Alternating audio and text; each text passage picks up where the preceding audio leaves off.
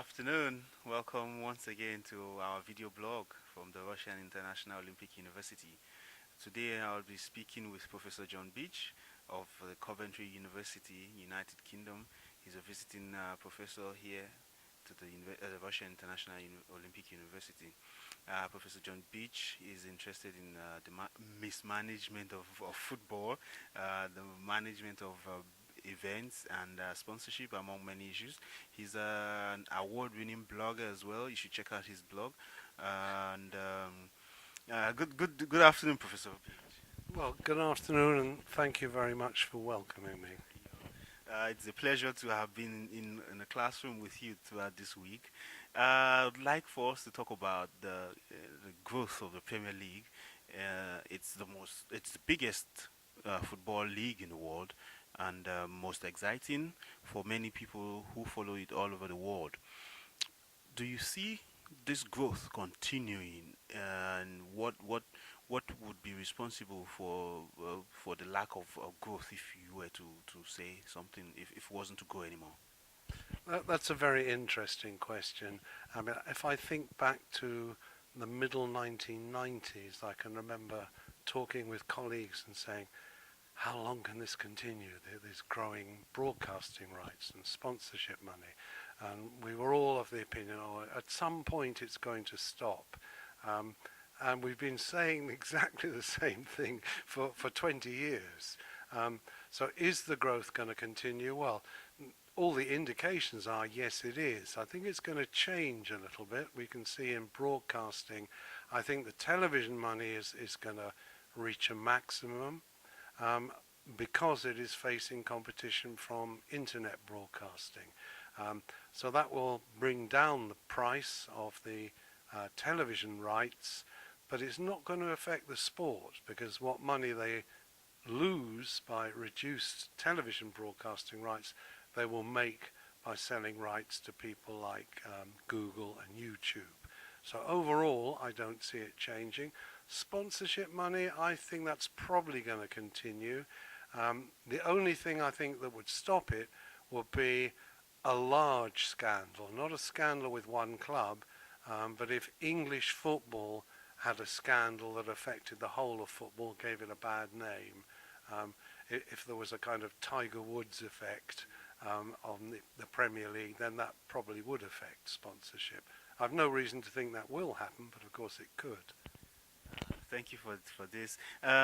With the growth of the Premier League, you also realize that many smaller countries who want to also grow their leagues, they are finding it difficult because their fans are sold on to the Premier League. How do you see this? Smaller countries, emerging markets, try to grow their own leagues. How can they do this in the face of the mammoth presence of the Premier League, and also how tough is it for local fans in England, seeing how much the league has become so international, and it seems they're taking away the joy, the domestic values they get. Just it's been enjoyed so much by international audiences, much more than the crowds at home. Okay, that's really two questions. I think that the first question, how are other countries going to fight back and get interest back in their football leagues? Very interesting example is South Korea, where in South Korea you can watch English Premier League, Bundesliga, you can watch Italian football, Spanish football, French football, Dutch football. And this has had a very negative impact on Korean football, because fans are much more likely to be a fan of Manchester United than they are of their local team. It's actually having a bad effect. Things are getting better. If you go back a long time, if a Korean player wanted to make it big, then he would be looking to play in the English Premier League. Back 20 years ago, he would have a problem. How do I become known to English clubs?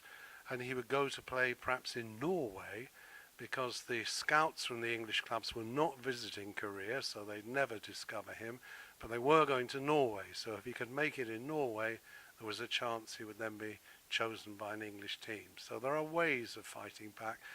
But I think the big problem is how dominant the English Premier League and the other four, how dominant they've become. And it's going to be very difficult for any other league to rise up to that kind of level. I suppose China is the one place where politically there is a drive to increase the importance of Chinese football. And that's why so many Chinese owners are appearing in the Premier League and in fact in Europe. So that's the only way perhaps they'll be able to fight back. I'm trying to remember the second part was... The ownership of the local fans. Oh, the ownership going foreign and the players going foreign. Yeah. And I, the fans feeling that they are losing like control of their own clubs to foreign interests. well, I think that's more of a problem. I think in terms of actually having foreign owners, I think many fans welcome foreign owners simply because they welcome rich people. They're not bothered what nationality they are. As long as somebody comes along and puts in lots of money, they're happy. Regarding foreign players, well, they're getting star players. So again, most fans are not worried by the fact it's no longer a local crew, and no longer local players who are playing. As long as they're doing well, as long as the money's there, in general, they're not worried. Where they do get worried is when it goes wrong, when a football club collapses. So, for example, the club I support, Portsmouth, we had 4 or 5 foreign owners who in the beginning put some money in, but then they got bored or they didn't have enough money. They didn't manage it very well. Because they were putting money in, the club had risen higher than it should have been, to be honest. It was in the Premier League, it was winning the FA Cup, but there wasn't enough regular money coming in from matchday tickets to make this sustainable. And in the end, when the last foreign owner went, we were in serious trouble. And the club was only rescued by fans like myself banding together and buying the club. We're now a fan-owned club. And I think that's a model that will increase in numbers. It's never going to be very big. As long as there are enough rich men around, no club is going to become owned by its fans. But when it gets into serious financial trouble, then it's rescued by its fans, it's fan-owned. Certainly in Portsmouth, I would say there is a definite increase in pride in Portsmouth, a definite increase in identity with the club. The players are still very mixed and many foreign players, but there is a pride in the club. If you look at the crowds we're attracting, we're now down at level 4 in League 2. We've got easily the biggest attendances of anyone in that level. We are competing in terms of how many thousands watch every game. We're up at championship level. So we've got good revenue streams, and hopefully we will climb back at least to the championship. Well, that's good and hopeful news for fans of Portsmouth. But the Premier League, as it's grown, and also you see ticket costs for fans, it's disenfranchising fans. Do you think local fans would be priced out at one time, at a particular time, and then they would seek for other venues for enjoying football? There is a basic problem that there are alternatives. If you don't go to football, you can do some other leisure activity, or you can go shopping with your family, or go to the beach and swim in the summer. So there is always that competition there. There is no guarantee that numbers will continue. I think at the moment the football is still so exciting. The players are the star players from all over the world in the Premier League. It's still a very attractive product, and they haven't yet pushed to the end of price elasticity. I think we're beginning to see a limit. We're reaching probably the maximum level they can charge.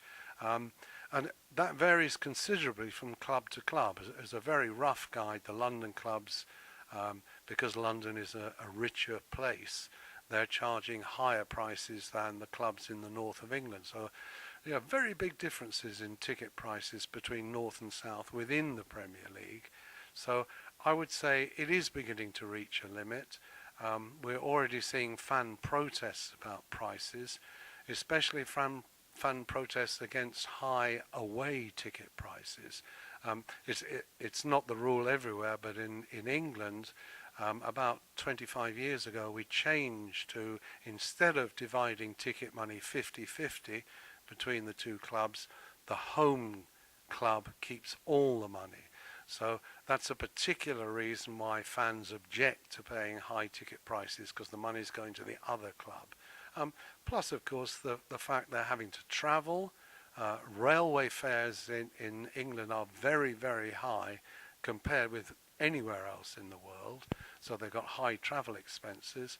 And because of television, they've now stopped having all 10 games at 3 o'clock on Saturday. There'll be a game on Friday evening, a game late on Sunday. It may not be possible to travel home after that late night on Friday, so you're having to get a hotel room for a night. So again, adding to the expense. So again, the fans are saying, well, we're paying a lot to go to an away game. We shouldn't then be giving that club high amounts of money. And the campaign is called 20's Plenty. And they're trying to get every club to limit away ticket prices to £20. The Premier League have reacted. They've given money back to clubs to subsidise, to help fans at away games. Some of them are using it to bring the price down. Some of them are laying on free coaches, so they're cutting the cost of travel. So there is an awareness that we're maybe reaching the limit with ticket prices. Just this week, we have read about a report that TV audience is watching the Premier League on TV. I mean, TV audience is obviously dropped. TV audience figures dropped. Why do you think this is happening, and could this portend some danger for? Especially, I know this is mostly local. Like, why is this happening locally in the UK among TV viewers? Well, I think it's because of the price of watching television, the subscription to the satellite channel. Again, like ticket prices, it's beginning to reach a limit where fans are saying, no, simply that is too much to pay to watch the game. I think it's interesting, this development of internet broadcasting. That makes the broadcasting rights in general more competitive. More people are bidding, so that will push the price up. We will see people like Google and YouTube will start internet broadcasting. I think the impact will be on television. They will have to be careful about what they bid for. I suspect the income from television will go down, but then to the league it will go up by the money they make from internet broadcasting. So I think overall it's not going to have a large impact. It might overall push the price up. Because there is more competition. They will be fighting the broadcasting companies will be fighting one another more and more, pushing up the price they're prepared to pay. So it may end up with more kind of money coming into the sport. But I think the fan will have more choice. Either watch it on television at home where he pays, but yes, some will be going to bars to watch where they don't have to pay any extra to watch, or they'll watch it on their laptop. My final question would be the phenomenon that the Premier League has become. 92 when it started, and I know you've been writing about football for a long time and researching, and you must have seen it from the beginning. Did you ever think it was going to be this big phenomenon that the world would all, take notice of and watch regularly like this? Did you think it was going to be this really big product for sport in the world? Well, definitely yes, I thought it was going to be a big product. Has it grown bigger than I thought it would? Again, I'd have to be honest and say yes, I didn't realize just how big it would become, how dominant it would become. And I think as an academic it's interesting because in almost every sense the Premier League leads. In the good things that you might say, like how much money they get from sponsorship and broadcasting, but I think it also leads in how it could go wrong. It also gives a bad example in that it tends to be quite reactive to fans rather than proactive. It doesn't engage very much with fans. It is very much going from sport to entertainment, and it's very much being driven by money, and I'm not so happy with that, but that's life. And we wish Portsmouth all the best for the future. Thank you very much, Professor Beech. Thank you guys for joining us once again this week. As the semester proceeds, we would continue to bring you the best brains in sports management in the world. Thank you. Bye-bye. Goes Pompey, Pompey, Pompey, you're the team. Pompey, Pompey, Pompey, Pompey.